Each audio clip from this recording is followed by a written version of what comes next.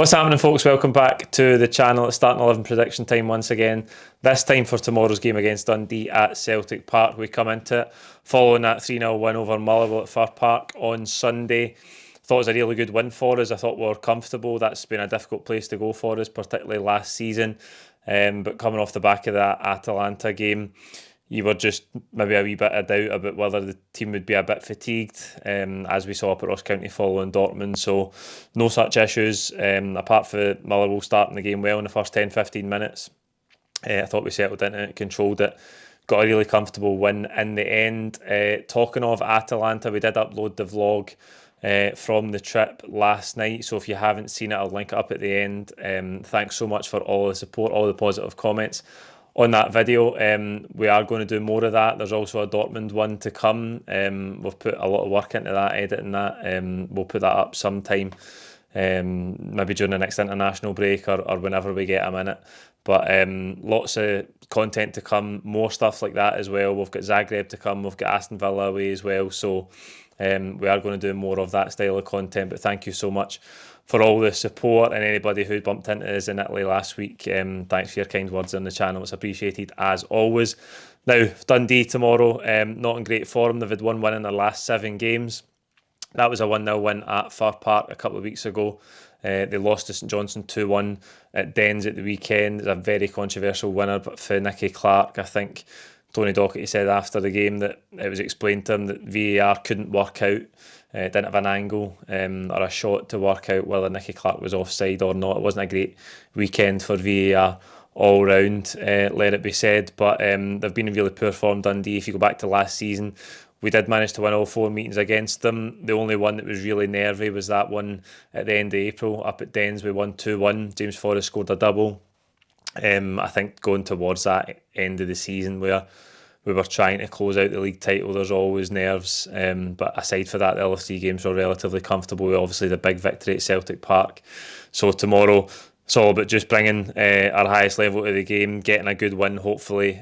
Hopefully we can get a handsome scoreline as well. Don't get me wrong, Dundee will be up for it, trying to get off their run of bad form, and they'll all want to perform coming into play against Celtic. But if we can maintain our level, we should be able to win the game comfortably. And I'm actually really looking forward to it. A midweek game, Celtic Park, lots of big games coming up. We've got Aberdeen at the weekend, then Leipzig next week, and then we go away to Kilmarnock. So lots and lots of big games coming up, lots to look forward to.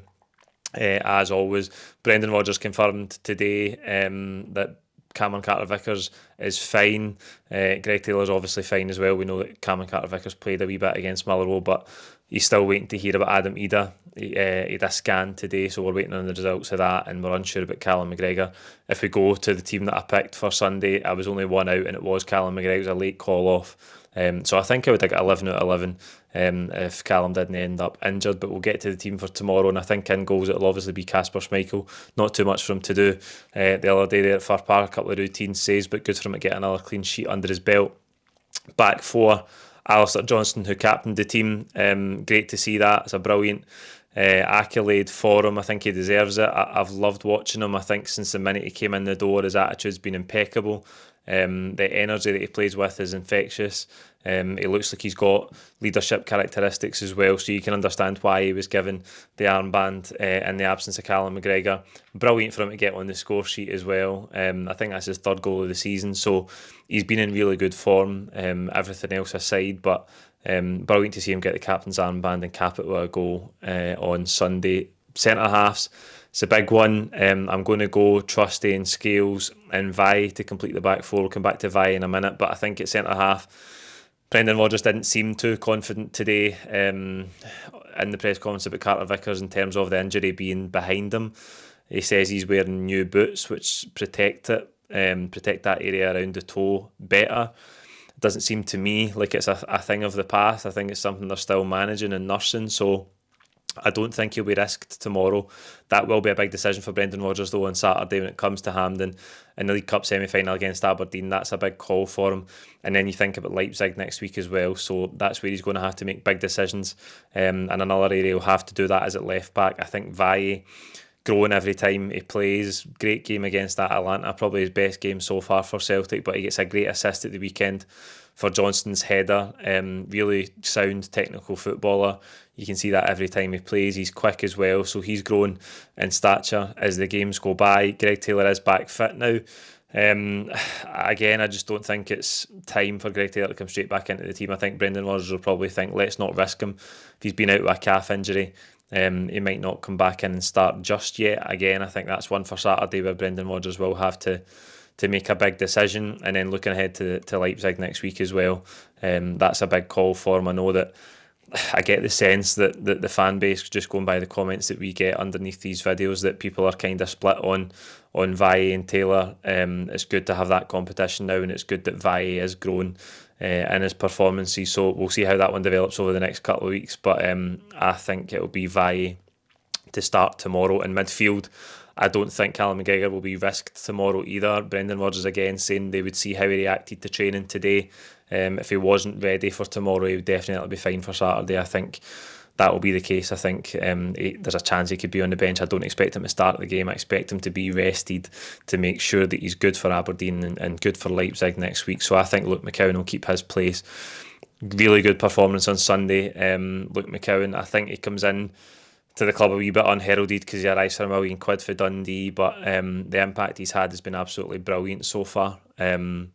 Every time he's came on off the bench, he's made a positive impact in the game. He's scored 2 goals now, including the one at the weekend. I think replacing Callum McGregor is obviously a big responsibility. He did sort of play in that role, and I think he grew into the game. He obviously scored that goal, which he took really, really well, but aside for that, I think he's got a real presence in there, and he's a good technical footballer as well, so I can't praise him highly enough so far. I think he looks like a really good bit of business, and the biggest compliment you can pay him is that you would trust him to come in and replace Callum McGregor and perform in these games like Sunday and like tomorrow. So it's a really good start to his Celtic career.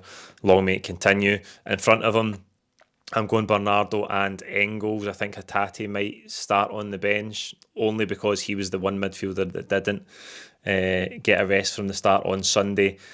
Engels came off the bench. Bernardo did start again. I think it's a toss of a coin between Bernardo and Hatate. I think Hatate's been good in spells in the last few games. Obviously, he's really ambitious on the ball and he takes risks, and sometimes he does get a bit sloppy and untidy in his passing, but I think he's a really, really good player. He's important for us. I think he's a really positive influence in the team. There was that stat about how often we won with him compared to without him last season as well. So I think he's a really influential player for us, but just on the basis that he didn't get a bit of a rest at the weekend, maybe tomorrow will be it. We'll wait and see. You'd be happy with any sort of combination in there in midfield, because I think they're all performing. I think they've all got lots to offer and lots to prove given the competition in that area of the pitch. Front three, Kuhn, Maeda, Kyogo. I thought Kuhn coming off the bench, brilliant. Again, another assist for him. I think that's 9 assists so far. If Nicholas Kuhn keeps up this form between now and the end of the season, he will be Celtic's Player of the Year and probably Player of the Year for the whole country. I know it's early to talk about those things, but the regularity that he's scoring and assisting with will definitely have him up there in those conversations if he can maintain it throughout the course of the season. The thing I loved about the assist for Ida on Sunday was that he took the fullback to the byline and cut it back on his right foot. That's something I'd like to see him do a lot more often. I know he's left-footed. He likes to come in on that side. He's done it to good effect time and time again, Ross County being the prime example, but I love it when an inverted winger takes the fullback to the byline and goes on their weaker foot. It gives variety to their game. It means that they're not easy to read. We had it with Palma last season on the left-hand side as well. Gives the fullback something else to think about if you're willing to take them to the byline instead of just constantly cutting inside and making it easy for them to read what you're doing. He's in brilliant form, Nicholas Kuhn. Dies Maeda on the left-hand side, Kyogo through the middle. Ida won't be an option tomorrow. Regardless of the results of this scan, let's hope it's not a serious one. It's a really bad tackle on him. Good to see him get on the score sheet though as well. It was a nice tidy finish from Kuhn's cutback, and Kyogo was involved in fits and starts in the game on Sunday. He obviously produced a good save for the goalkeeper on that one edge of the box where he's done a wee step over, got himself half a yard, got the shot away. It one that he should have done better with from a cutback in the second half, and we had that good spell of pressure. Lots of balls across the face of the goal. One he should have got a much cleaner connection on. He could probably have scored. So let's hope he can get back on the score sheet tomorrow. But that's the 11 I think Brendan Rodgers will go with for the Dundee game tomorrow. As ever, let me know if you disagree in the comments below, and we'll see you outside the ground tomorrow with full-time reaction. Thank you.